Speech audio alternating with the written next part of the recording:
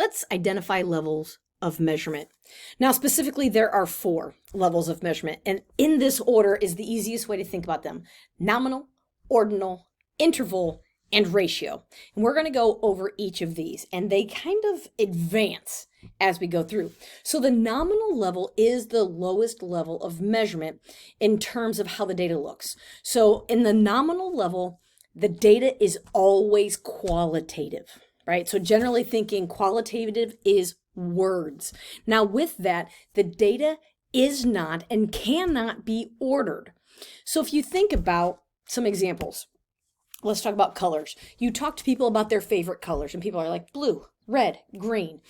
Those are qualitative data pieces, and there is no way to order that. You can't be like, well, in the first place we have blue. No, that blue is a color that doesn't go. There's no way to order this in a mathematical way. So whether you're talking about labels or names or colors or types or whatever, the qualitative data, you can't order it. It's just there. That is the nominal level of measurement.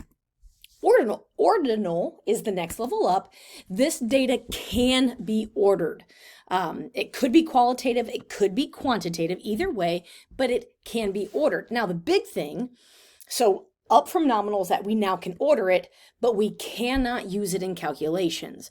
So we can't subtract within them. So think about the top 3 winners in a horse race, right? We can order those. The first winner is here, the second winner is here, and the third winner is here. The horse race, right? These are not numbers. These are the names of horses. But the idea of they can't be used in calculations. You don't take the third place horse winner and subtract the first place and get the second place. That math doesn't work.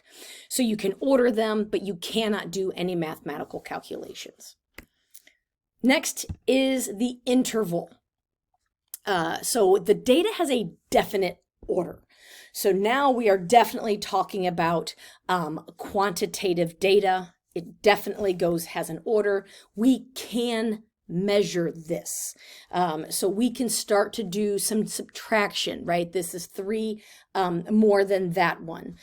This kind of a thing. So we can measure it. We do not have a starting point. So sometimes you're going to hear people talk about an absolute zero or, that kind of thing. Here, 0 doesn't really mean anything. So think about the year 0. Does that mean that that's an absence of life? Because 0 generally means like the absence of something, right? Well, no, in the year 0, there were still people. There were still animals, like life was existing. So that doesn't really tell us anything. Like we have no starting point, right? We talk about 8 billion years ago. So when we're talking about time, it doesn't really work there. So time is an interval way to measure. Another thing is there's no ratio comparison. So meaning a ratio comparison is being able to say something is 3 times as much or 4 times as much. Think about temperatures. When it's 80 degrees, you don't say, wow, it's 4 times as hot today as it was when it was 20 degrees. Because when it's 20, it's cold. And when it's 80, it's hot.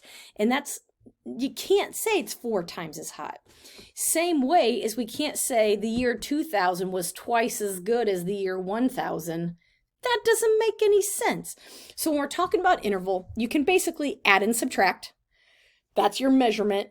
There's no starting point. You cannot multiply. Think about the ratio as a multiplication piece. Now, our last level is the ratio level. It's very much like the interval, but we have additional pieces.